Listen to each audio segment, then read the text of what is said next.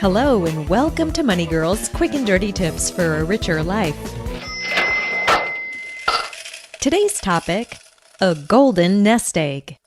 Phil in Lakewood, Colorado emailed me with this question.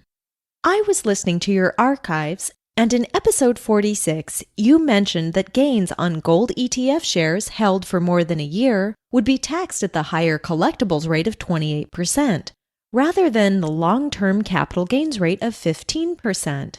What would happen if I sold all my gold ETF shares in my traditional IRA after holding for 11 months, used the proceeds to buy another stock, then sold that and rotated back into ETFs? Would I be taxed at a lower rate?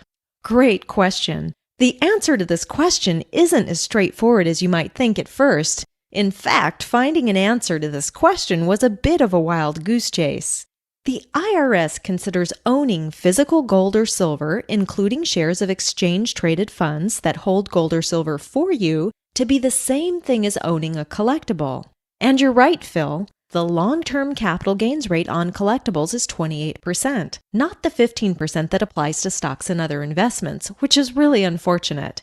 The short-term capital gains rate for gold or silver ETF shares is the same as for other investments, your ordinary income tax rate. These tax rates apply for shares held outside of a tax-advantaged account. But what's the scoop when it comes to owning gold or silver ETF shares inside an IRA?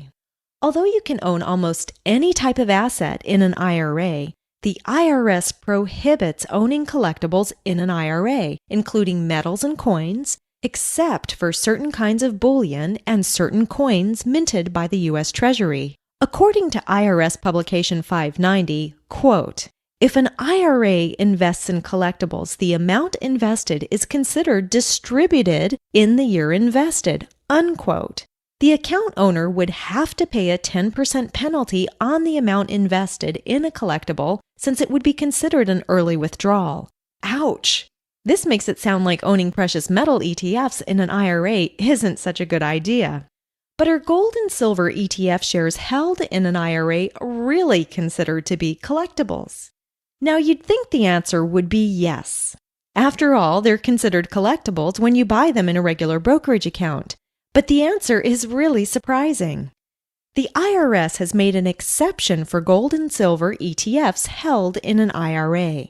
On August 10, 2007, the IRS privately ruled that shares of ETFs in the form of a trust that mirror the price of physical gold and silver do not constitute an acquisition of a collectible if they are acquired in an IRA. As a result, the IRS does not consider money invested in shares of gold and silver ETFs within an IRA to be a distribution subject to an early withdrawal penalty.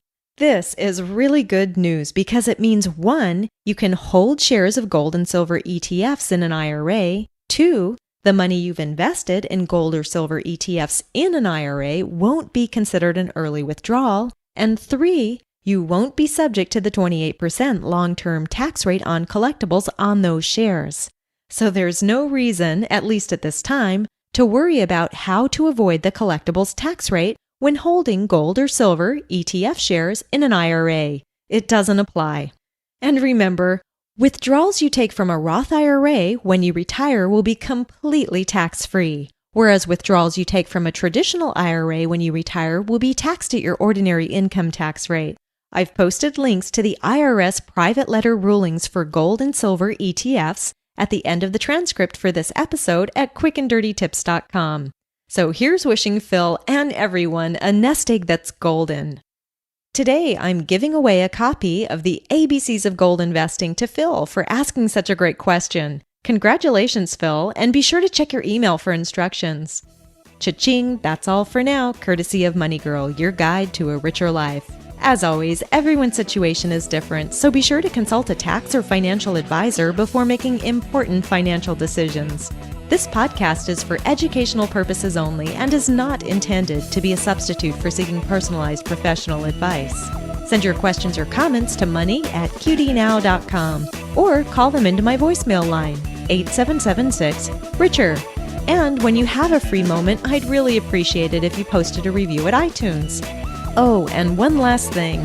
Please take the Money Girl listener survey posted on my webpage at quickanddirtytips.com. You get to it by clicking on the gold box that says Take 5. Thanks for listening.